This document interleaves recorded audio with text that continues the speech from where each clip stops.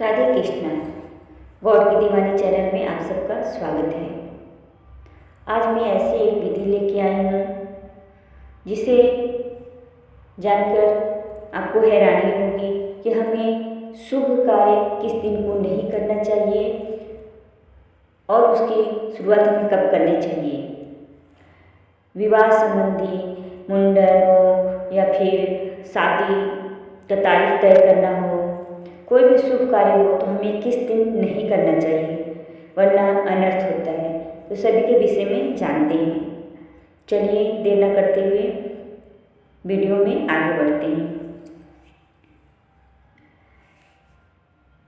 रविवार का दिन सूर्य देव को समर्पित है। रविवार के दिन सभी जानते हैं कि भगवान सूर्य की पूजा उस दिन की जाती है। इस दिन कुछ कार्य हैं जिसे हमें नहीं करना चाहिए, बहुत लोगों को नहीं पता होगा।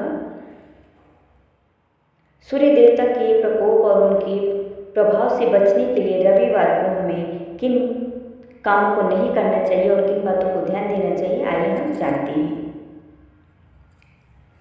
रविवार को हमें न करने वाले कौन कौन से कार्य हैं उसके विषय में जानते हैं। रविवार को बाल कटवाना नहीं चाहिए, शेविंग करने या नाखून काटने से बचना चाहिए। माना जाता है कि इससे सूर्य और शनि देव का प्रकोप बढ़ता है और स्वास्थ्य पर भी इसका बुरा असर पड़ता है। रविवार को तेल का सेवन और तिल मालिश करना वर्जित माना गया है। ऐसा कहा जाता है कि रविवार को तेल लगाने से या खाने से जीवन में बाधाएं आती हैं और कष्ट बढ़ता है।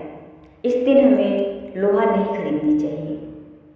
रविवार को लोहे की वस्तुएं खरीदने से बचना चाहिए क्योंकि लोहे का संबंध शनिदेव से होता है और इससे सूर्य का अशुभ प्रभाव पड़ता है। 16 शुक्रवार पूरे किए और देवी लक्ष्मी और माता संतोषी उसकी भक्ति से उस पर प्रसन्न हुई। उनकी कृपा से उसका जीवन सुख समृद्धि से भर गया। उसकी शादी एक अच्छे परिवार में हुई और वह अपने वैवाहिक जीवन में खुशी रही और सुख संपत्ति की कोई कमी नहीं हुई। इस प्रकार 16 शुक्रवार व्रत करने वालों की सभी इच्छाएं पूर्ण होती है। माता संतोषी और माता लक्ष्मी की कृपा उस पर सदैव बनी रहती है और पुत्र प्राप्ति के लिए भी संतोषी माँ का व्रत किया जाता है या कोई मन्नत हो उसके लिए भी संतोषी माँ का व्रत किया जाता है, जो कि बहुत ही शुभ फलदायी देने वाला होता है।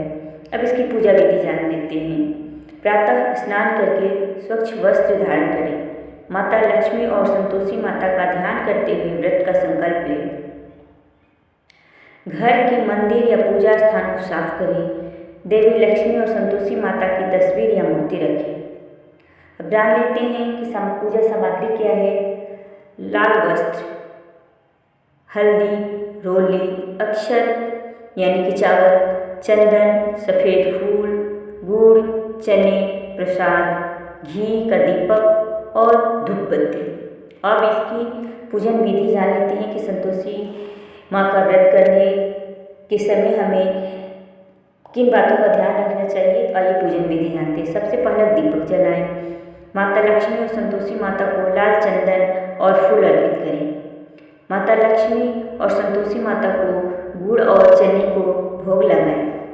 ओम श्री महालक्ष्मी नमः और जय संतोषी माता का जाप करें। व्रत कथा सुने या फिर पढ़ें। 16 शुक्रवार व्रत का कथा पाठ करना चाहिए या हमें सुनना चाहिए। इससे संपूर्ण फलों की प्राप्ति होती है। इस दिन नमक का सेवन नहीं करना चाहिए, केवल मीठा भोजन करना चाहिए। दिन भर उपवास रखें और संध्या के समय यानी कि शाम के समय फलाहार कर सकते हैं। पूजा के बाद गरीबों और ब्राह्मणों को भोजन कराएं और उन्हें वस्त्र या धन का दान करें। अब जान लेते हैं कि 16 शुक्रवार व्रत का फल।